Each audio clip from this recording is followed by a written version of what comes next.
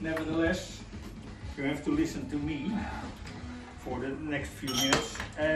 Before anything else, we'll take a few photos, and if you like to take photos or videos, please go ahead, and I ask you afterwards to just send it to me, because I want to have a memory also for Marion in particular. So if you take videos and photos, that's fine. If there's any one of you who doesn't want to be in photos or videos, tell me now, because then we can leave you out. Okay. So maybe you have a photo that says wanted already. Okay, now we've got wine here. Don't worry about that, there's about 800 bottles just in the second room from here. So there's more than enough wine, and Colin would have been very happy if we drink his wine. Okay, just as a start, Marion has, when I called her yesterday, she told me she has now got the ashes. So Colin is cremated in Johannesburg. Also the results of the autopsy, which I don't know, and probably I'll leave it to her to communicate that. And she will fly back in the next few days. So it is likely that she will fly back to Australia the end of this week. First, the plan was to go to Melbourne, because that is where a lot of relatives of Colin live, but they had decided that really they should be here first. So they're flying up to Darwin. Oh. Next few days they will be here. Wow. She is organizing a real memorial service thing. And this was just meant for us here, just to toast on Colin, because we've been close to him, we're friends, we're relatives here from the region. So before I go on, I'd just like you to introduce yourself, just your name and what your relationship is with Colin. Maybe your neighbor, maybe you work with him, maybe anything, so that at least we all know who are here, if you don't mind. So, Ross McGorman. I met Colin through Sue, who was friends with Colin in Darwin, and originally, and then when we moved down to Bachelor, Colin followed us. So. We've known him for a long time. Very long time. Yeah. Rick Fisher, Kangaroo Island. Come up here for 6 months in the dry. No one should be forced to live on Kangaroo Island in the winter. I used to have a yacht on the hard stand at Dinah Beach, and that's where I met Colin. We did a heck of a lot of work for Dinah Beach, the car park, built the car park, extension, put the lights in, renovated the kitchen. So yeah, yeah, this is a good friend. Okay, thank you. Liam Hunter, neighbours.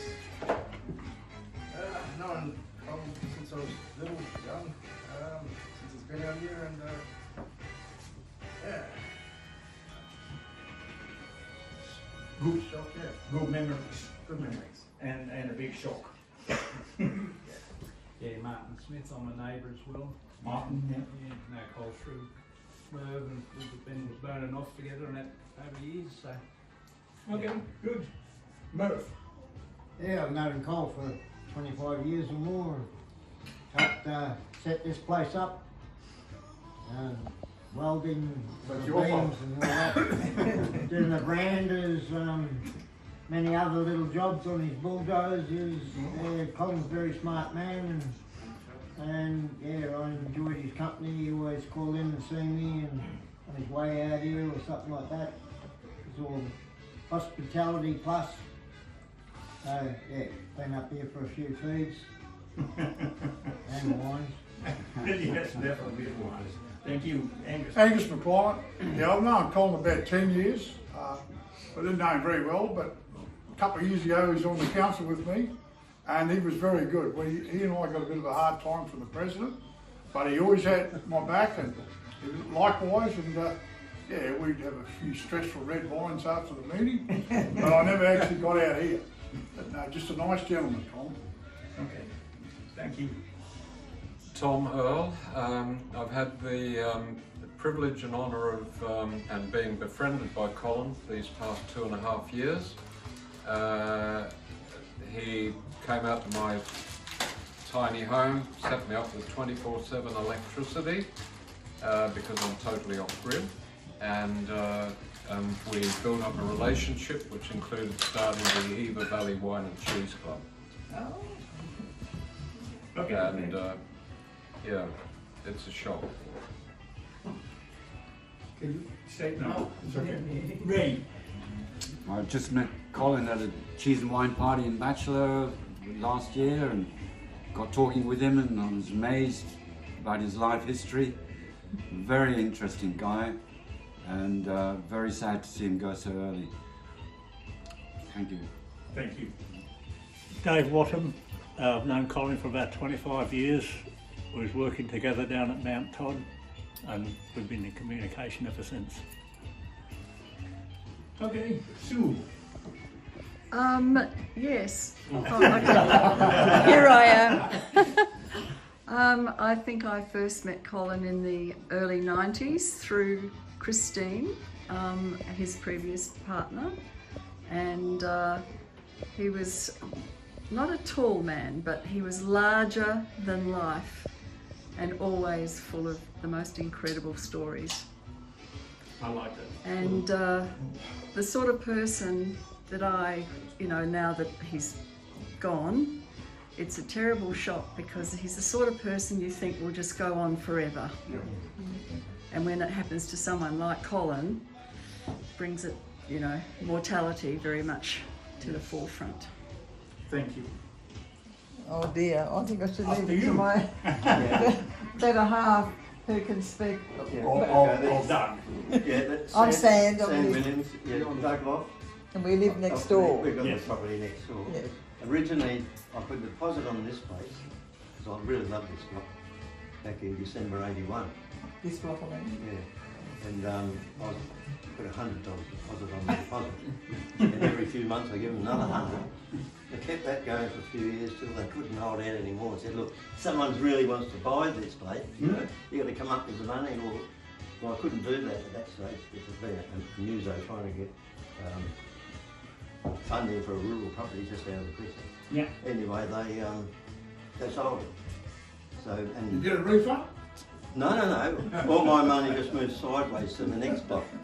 And then David Booth, the real estate agent, who was actually Sam's ex, sold me the property. He said, you better get down to the State Bank of South Australia. I said, why? He said, they're giving money away. I said, what? It was a musos? He said, yeah. So I did. And we got the finances, but we got the next block next door, which we've had ever since. But then, since then, the owner of this block sort of fell of the bank, and it was more closely. And let's come up and I'm going to chat to Colin. We were trying to do a swap. If he buys this one, we could swap over, that sort of thing. Anyway, the options come up. I actually had the pleasure of having a winning bid. And Colin just wanted to see who has it to Eagle Club, see who else was there and what they're likely to, what bids they come up with. And anyway, that was it. Because I knew as soon as he saw it, he wouldn't want to swap. He just fell in love with the place. So that's how. But it was terribly generous of Colin to even offer. He said, I'm not interested in Lake Bennett, and I've been on your block, it's fine, we'll just swap. We'll just swap blocks, we'll have that one, you can have this one. And we said, no, you better have a look first. And then he fell in love with it, and it changed the entire life, really, of coming down here. Yeah. We actually met Colin in about '93, wasn't it, at Donna Beach? Yeah, with Chris. Yes. But I've known Christine, his previous partner, many years before that. Sure. Yeah. Okay. Yeah. Yeah, I'm Ian. I met Colin through a couple of people that I knew and or know and worked with, and I worked with Colin and learnt from Colin, and I like to think I might have taught him one or two things, but yeah, I've known him for, I don't know, 20 years or something. Good friend. As a friend, as a work colleague, I've done some work for Colin before, and yeah, it was only, I'd lost contact with him. It was only sort of before Christmas that I managed to track him down and have a yarn to him for a couple of hours over the phone, and then go around to Marion's place and have a coffee with him that lasted for about 3 more coffees and about 4 hours. And yeah, I was keen to pick his brains a bit more and offered to give him a hand to see if he needed a hand doing stuff, because I've had a very wide, varied life, and now's my time to sort of learn from other people. Sure. Yeah. While I still can. Yes, that's it. Dave Cunnington, I met Colin over at Kamali and doing a few bits and pieces over there, and especially with his electrical. He's a genius at that and very helpful. I too thought Colin was forever. I never thought we'd see him. I never thought we'd see him Colin. Just going to be sad. Okay. Yeah, Chili Steve, originally from Queensland, moved up here 25 years ago. Met Colin through Janet and Michael, publicans in the bachelor pubs there. Janet, bless her soul. And Merv, I met Merv many years ago and ended up living at his place on and off, and then ended up living there for a bit.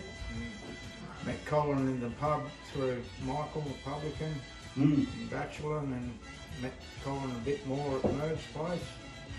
Picked his brain about solar power and wiring up fridges and whatnot, and yeah.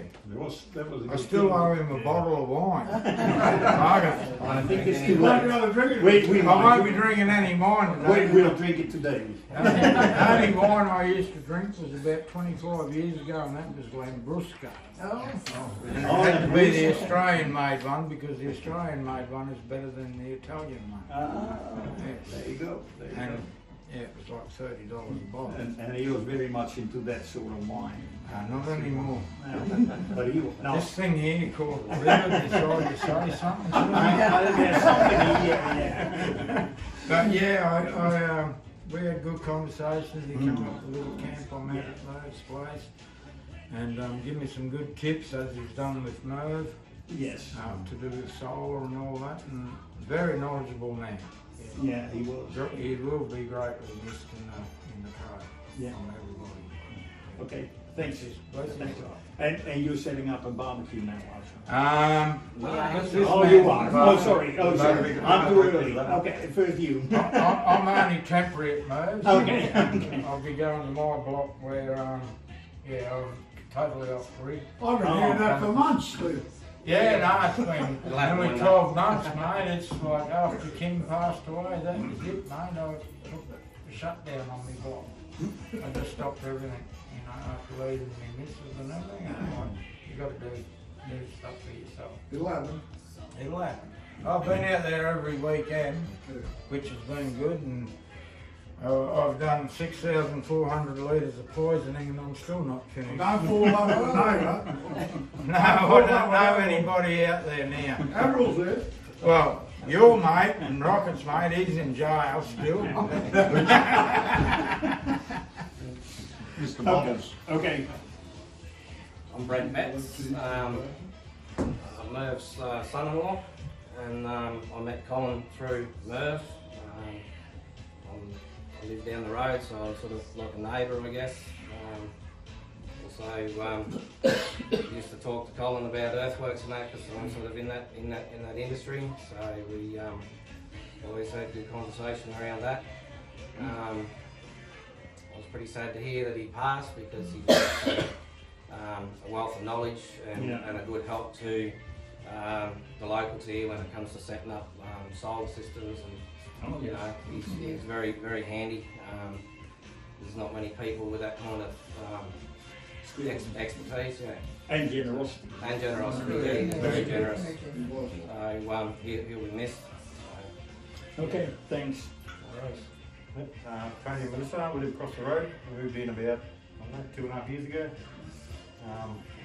First bumped into Colin, setting the bush on fire.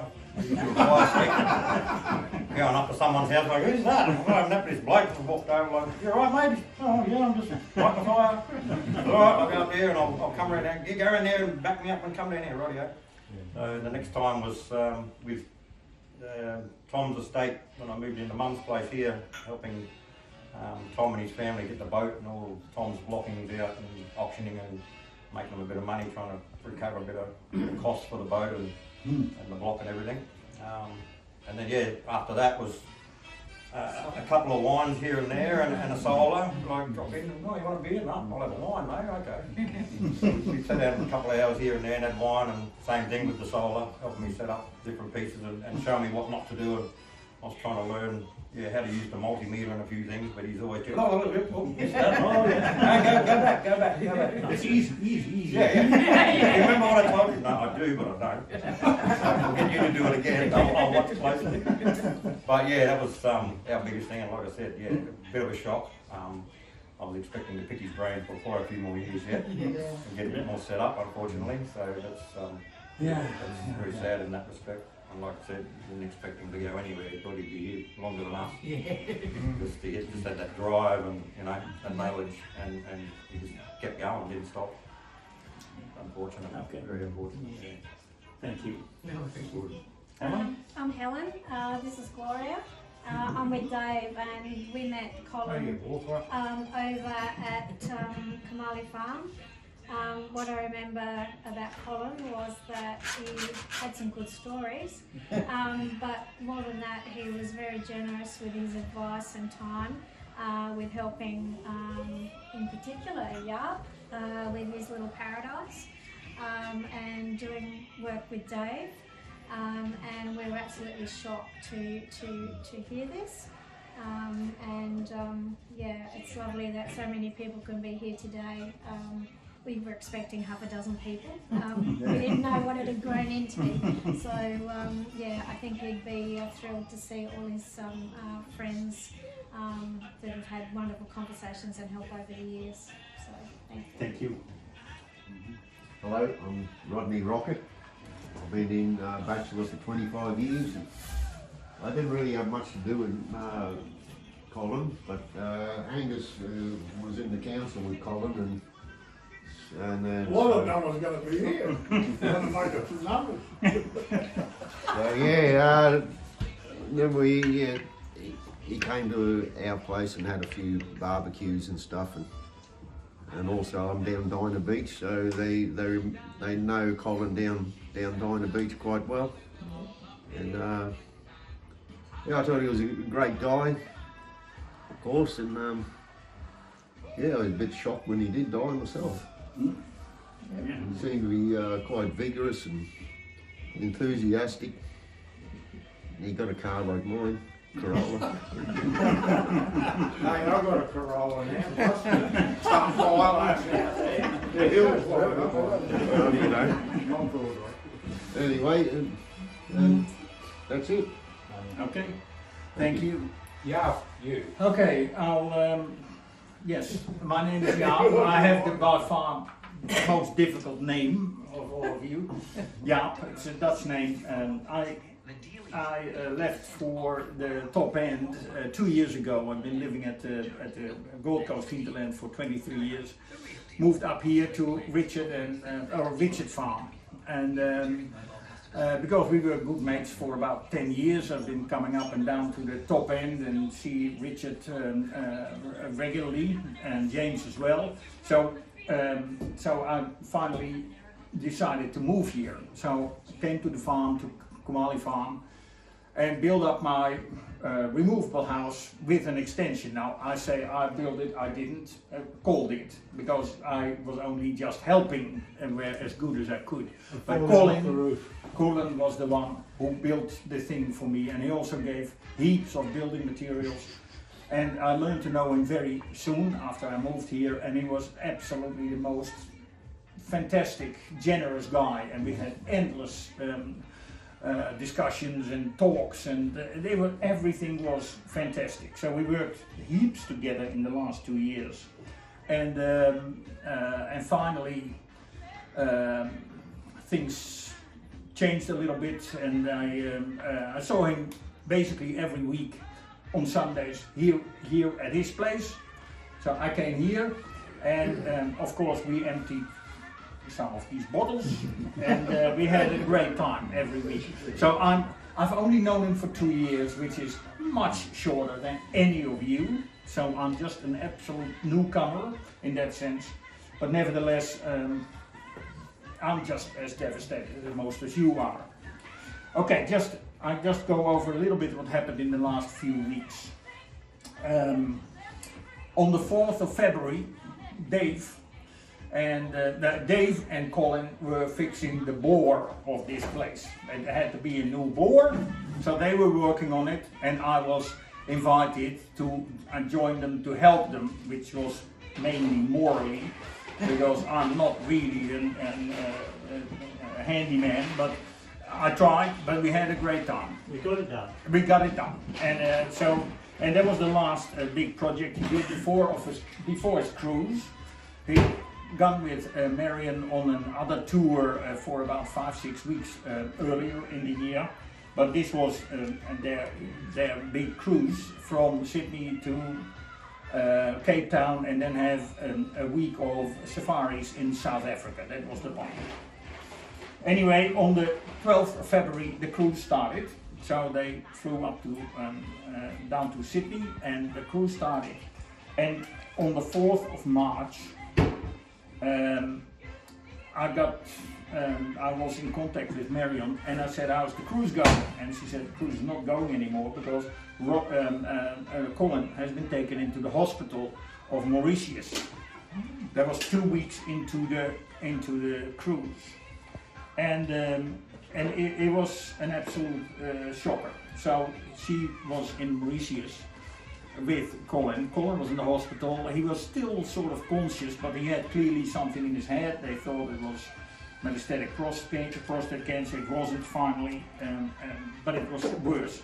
And on the 13th of March, they decided they could not do anything for him in Mauritius. It's just too small. The hospital is not big enough. So they medevaced Cole to Johannesburg. Luckily enough, money is always trivial, but at the same time, these things are extremely expensive. And he had a very good travel insurance, so which has saved really a lot for, especially for Marion, because of all the costs. Anyway, it was largely covered, and so he ended up in the hospital, in the Mill Park Hospital in Johannesburg. From that moment on, he has essentially been unconscious. Not because they kept him there, but the brain thing was so bad that he was unconscious. Sometimes he woke up a tiny bit, but he could not really talk. He could just indicate to Marion that he understood her. That was it. So he has never heard anything more than that since then. And then, of course, on the 8th of May, I got a phone call from Marion early in the morning that he had passed away. And they had done everything, but he had a septic shock, and there was simply nothing they could do anymore. They tried everything. It's a very good hospital. They were in direct contact also with a specialist in Melbourne, because he wanted to go to Melbourne, but it was impossible to fly because with a brain tumor, it's very difficult to get a flight because of the pressure. And so he had to stay there, but that was okay. The care and the level of care was really good, but on the 8th of May, he passed away. Now, just going a little bit over the last few years, Cole lived basically 50% here, 50% in Zurich. So he shared the time with the farm. He loved the place. He loved this place. He loved this house. He loved the land, and he loved to muck around with all this stuff around. And just fix it or whatever he did, or move it from one place to the other, and a few weeks later maybe back from that place to whatever. And he was fixing his cars in the air-conditioned shed and all of this. He just loved that. But Marion was his partner, so on Wednesdays, Cole always went to Darwin. Apart from, no, just before that, every day at 7 o'clock, Colin called Marion. Always. There was no exception. Just to tell how it going, because they had such a wonderful relationship. on Sundays when I was here, he tended, there was a tendency to forget that because I was here and we were drinking. So I put in my phone. You're leading the straight. I put in my phone an alarm for Sundays at 7 o'clock to alert us, and that very often saved him, so he could make the phone call. Anyway, so he was very often at Jurek, and now yeah, for the rest, he loved to be here with all his good friends. He helped, especially what I know is Tom and myself, a lot with building our houses and the solar, but we've heard before that with others he did exactly the same thing. He was not really working on this house, he just wanted to live here. He had 1,001 other projects that he liked to do, but he was sort of just stuck in the practical things. Finally, he got, sadly enough, because of his involvement in council. Oh, Angus stressed him bad. You wouldn't believe she tried to take him to court. And God knows yes, what else. no, Colin, Was just not in a few words, Colin had figured out that some corruption and some really illegal things were happening in the council. He raised that with the territory government. And whether you believe it or not doesn't matter, because the state, the territory government had decided to shut down this whole council. They don't do that because of a tiny little thing. They've got better things to do than running councils. Well, I resigned, and within a week, the whole council was sacked. Yes, and so Colin was going to resign the next week. So yes, so Colin raised it. The government stepped in, and since then the council is not in operation anymore till probably the next elections. He was blamed by some people that he did that. Yeah. Anyway, it led to a big rift. He was not welcome anymore on Kumali because Cherin and Richard were also in the council. And anyway, it was a nasty situation. And he did not deserve that. Okay, moving on. The one thing that I have got as a memory of Colin, because I talked so much with him, I said, why are you doing this project and developing this and doing the house and doing the council and doing your boat and all these things? And he said, why not? I said, because you're 78 and there's a sort of timeline. He said, no, I never slow down. I live now, I live to the full level, and I don't give a rat's how old I am. I do this. And I think that is a major lesson that I learned from him. Simply don't think about that. Now don't think about slowing down. It's just, you live this life and you just keep going. And I think that was fantastic. He was also extremely generous and kind. And he was not interested in any pomp or that sort of crap.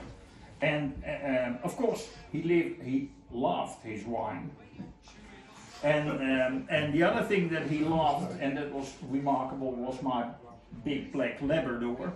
He was a cat man, and Marion also. They had a cat at home, they had a cat here, the cat ran off, but he was still very much into cats.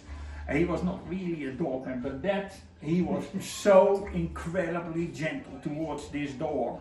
That dog, Colin became his favorite. He was just, it was fantastic, and that it shows sort of the character of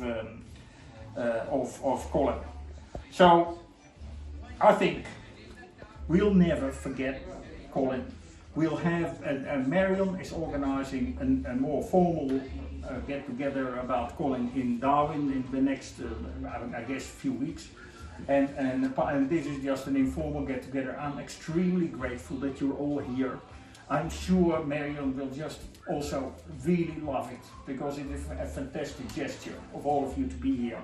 And I will just say, let's raise a glass on Colin, and we'll never forget it. Okay, cheers. Cheers to Collins. Okay, Now, can I just say one thing? I've been a lot of weights. I reckon that what you did there, everyone introduced himself, the best I've ever seen. I've never seen it done before. Have any of you blokes seen it done? No. Well, I think it's a great idea. Well, everybody knows something about each other now. Just say a few words as we did. Yes. And A person. I'd like to see it done more. A person, anyone, is defined not really by Your memories. but it's your about memories of people that person. around you who remember you. That's all what you defines us. Did you say? Yes. But you don't see it. I've never seen it done. I thought it was a great idea we used to do it. Okay. Cheers to you, bro. Thanks for calling. Yeah, may I just say one closing thing? Yes. Please. Marion's Sue speaking. I'd like to acknowledge